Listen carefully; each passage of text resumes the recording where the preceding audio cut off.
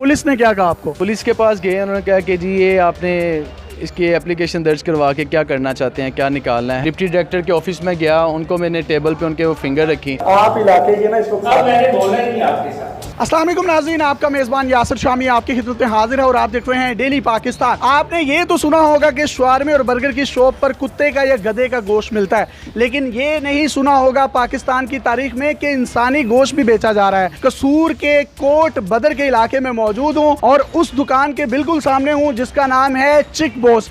ये वो नौजवान हैं शाहजेब लतीफ़। इन्होंने अपने घर में होम डिलीवरी के लिए ऑर्डर मंगवाया जिसमें जिंगर बर्गर और जिंगर पैटी बर्गर था।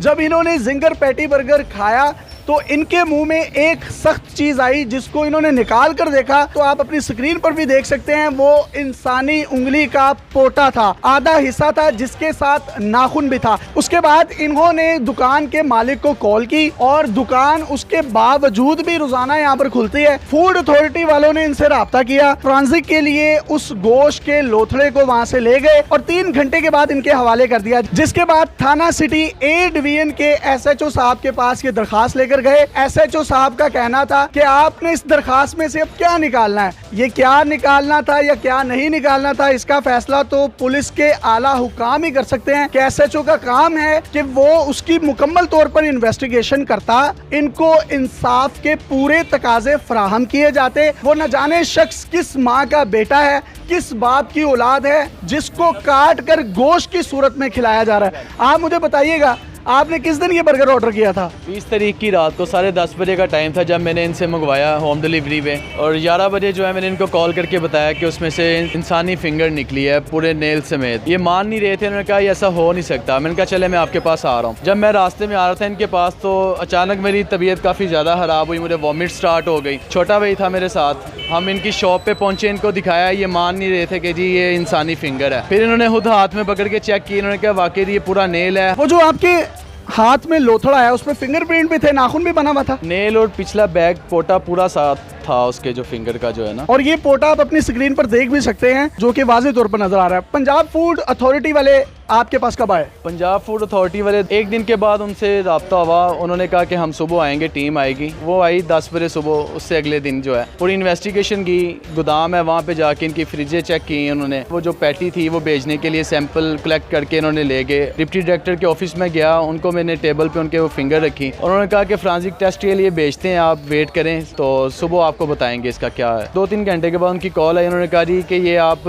SHO साहब को पुलिस स्टेशन में इसको दें, वो ही करेंगे जो भी करना है। उन्होंने कहा हमारा जो काम था वो पेटी कलेक्ट कर लिए, हम सैंपल के लिए वो भेजेंगे, ये बाकी काम जो है पुलिस का वो। पुलिस ने क्या कहा आपको? पुलिस के पास गए, उन्होंने कहा कि जी ये आपने इसकी एप्लीकेशन दर्ज करवा के क्या करना चाहते हैं, क्या निकालना है। खैर उन्होंने एप्लीकेशन तो मेरी एक्सेप्ट कर ली, तो उन्होंने कहा अब इसको फ्रांसिक टेस्ट के लिए भेजते हैं, 2 दिन के बाद आपको इसका रिजल्ट बताएंगे। ये बात आपको किसने की कि एप्लीकेशन में से आपने क्या निकालना है? ये तो पुलिस का काम है। हाँ जी, SHO साहब ने। क्या नाम है? नाम ले उनका। वहीद आरफ नाम है उनका।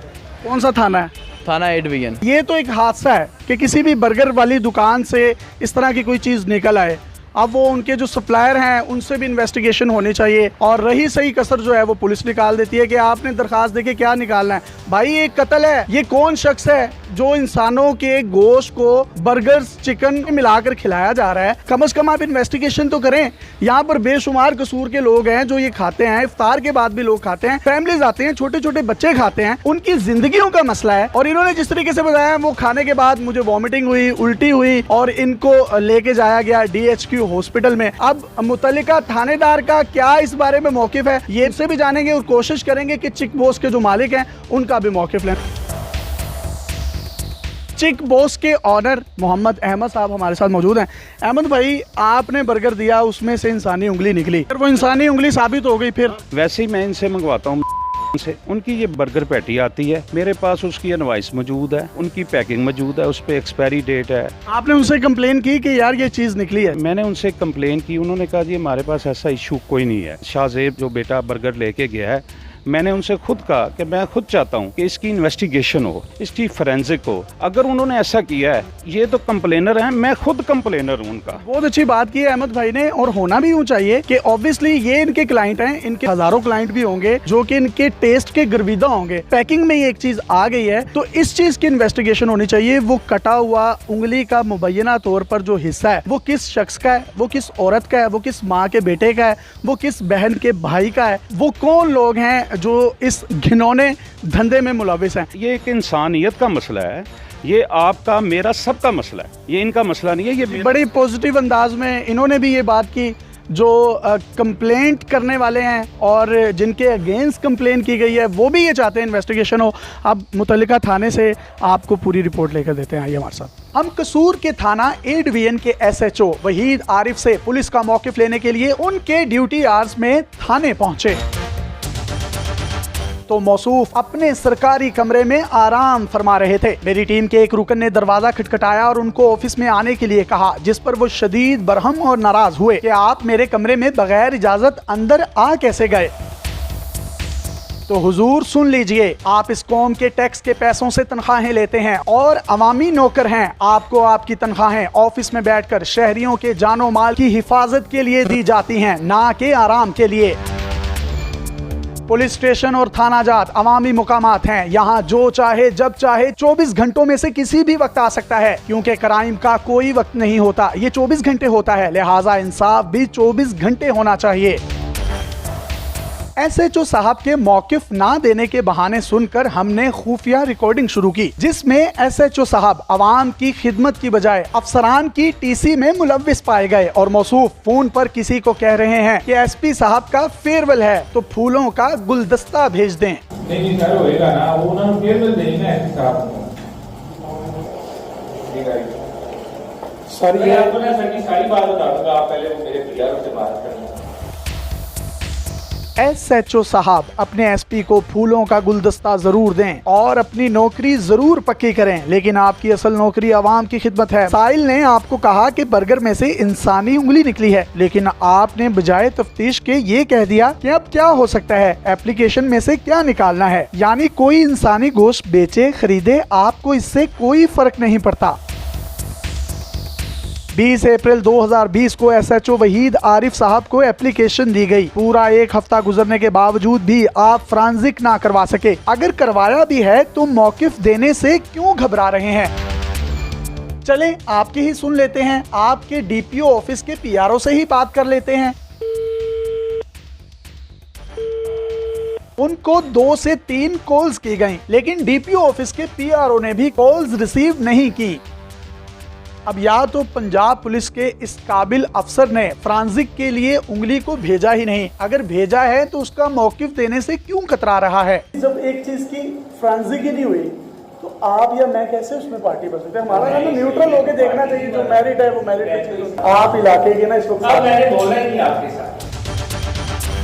SHO साहब को मैंने ये भी बावर करवाने की कोशिश की कि यहाँ पर बच्चे और फैमिलीज भी आती हैं जो बर्गर खाते होंगे। क्या इंसानी जिंदगियों के साथ खेला जा सकता है। वो उंगली जिस भी शख्स की है, क्या वो किसी का बाप भाई बेटा नहीं, वो किसी का लख्ते जिगर नहीं।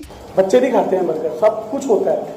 क्या आइडेंटिफिकेशन नहीं होनी चाहिए इस चीज की कि कौन बंदा है, वो किस माँ का बेटा है, वो किस भाई की बेटी है या लड़की है या लड़का है, मुबैना तौर पर जो भी उंगली है जिसको अभी आप दाहिने हाथ भी कह रहे हैं, इन्वेस्टिगेशन ही होनी चाहिए। SHO साहब आप मौक़िफ़ PRO की इजाजत के बगैर नहीं देंगे। हमारा आपसे एक सवाल ये है कि साहिल जब आपके पास एप्लीकेशन देने आया कि बर्गर में से उंगली निकली है, तो क्या आपने ये भी DPO ऑफिस के PRO से पूछकर उससे कहा कि अब एप्लीकेशन देकर क्या करना है, जो होना था हो गया। कई सवालात जन्म ले रहे हैं। ये मुबैना उंगली इंसानी जिस्म की है या नहीं, इसका फैसला तो बाद में होगा, लेकिन पुलिस इस संगीन इशू को लेकर कितनी सीरियस है, इसका अंदाजा आप SHO थाना ए डिवीजन वहीद आरिफ की गुफ्तगू से लगा सकते हैं। आप अपने PRO से पूछ के ये सारा कुछ करना है ना, हमें स्टांस देना है। क्या आपने इनको ये बात अपने PRO से पूछ कर की है कि यार तुसी थाने एप्लीकेशन जो की करना मैंने कही है या नहीं कही है, उसके लिए एक अलग मेरा DPO ऑफिस में होता है। अगर इनको मेरे रवैये के साथ शिकायत है तो उधर जाकर कंप्लेन करें। तो अब वो फ्रांजिक का क्या बना 20 तारीख से अब तक वो सारा पैसा जो आपको बताना पड़ेगा, आपको बताना चाहिए।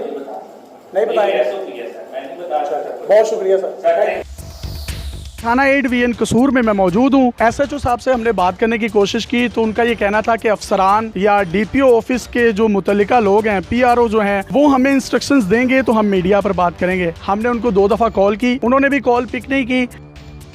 SHO साहब ने आपको क्या कहा था? जी, जब हम एप्लीकेशन देने के लिए अंदर आए तो उन्होंने यही कहा था कि आपने अब एप्लीकेशन देख के क्या करना है। पुलिस का काम शहरियों की जान और माल की हिफाजत करना है, लेकिन मेरे बार बार इसरार पर भी उन्होंने बात करना गवारा ना की, बजाय इसके कि आप उसकी इन्वेस्टिगेशन करें कि वो उंगली निकली कहाँ से है, वो है किस इंसान की, वो मर्डर किसका हुआ है। आप उल्टा साहिल को कह रहे हैं कि तुसी एप्लीकेशन दे के क्या करना है। तो फिर मेरा ख्याल है ये वज़ीर आला पंजाब साहब की इतनी बड़ी फ़ोटो लगी है, शायद IG पंजाब भी हैं, ये थानों को बंद कर दें और कोई पंचायती सिस्टम होना चाहिए जिसमें लोग किसी के सामने जाकर अपनी रुदात बयान कर सकें और वो अच्छे तरीके से उसको सुन भी सकें। इनाम गनी साहब, उनसे भी हमारी दरख्वास्त है कि पुलिस के रवैये के लिए ख़ास तौर पर जो कुछ आप कर सकते हैं वो लाजमी करें। उनको भी टेक्स्ट किया गया तो उनका यही रिप्लाई था कि 8787 पर आप पुलिस के खिलाफ कंप्लेन कर दें। मीडिया कंप्लेन करने के लिए नहीं, मौक़िफ़ लेने के लिए होता है। जब मीडिया अंदर आके थानेदार से बात करता है तो थानेदार कहता है कि जब तक मेरा अफसर नहीं कहेगा मैं बात नहीं करूँगा।